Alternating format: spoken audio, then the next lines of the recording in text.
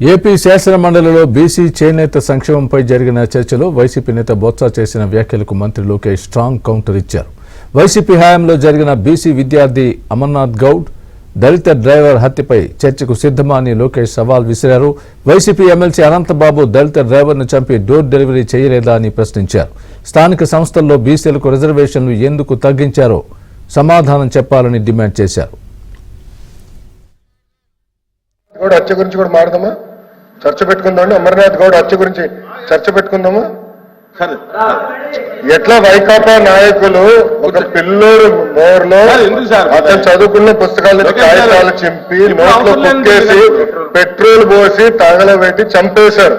చర్చిద్దాం. దళిత సవాన్ని ఎట్లా door delivery చేశారు చర్చిద్దాం. We are ready. లోకేష్ గారు అమర్నాథ్ గౌడ్ మాట్లాడదాం. మీ ఎమ్మెల్సీ సభ్యుడు అనంతబాబు గారు ఏం చేశారో అది కూడా మాట్లాడదాం. చేయలేదా? లోకేష్ గారు చేయలేదా? అనంతబాబు గారు సవాన్ని డోర్ డెలివరీ చేయలేదని చెప్పండి. మీరు సార్ ఇట్లా మాట్లాడుతున్నారు. లోకల్ బాడీస్ బీసీలకి రిజర్వేషన్ ఎందుకు తగ్గించారో చెప్పమనండి. చెప్పండి. రిజర్వేషన్ మీరు ఎందుకు తగ్గించారు? అమర్నాథ్ గౌడ్ మీరు ఎందుకు చెప్పేశారు? కార్పొరేషన్ మీరు ఎందుకు నిధులు కేటాయించారో చెప్పండి. మీరు ఏంటో డిస్కస్. అంతేగాని పద్దాగా నుంచి ఎట్లా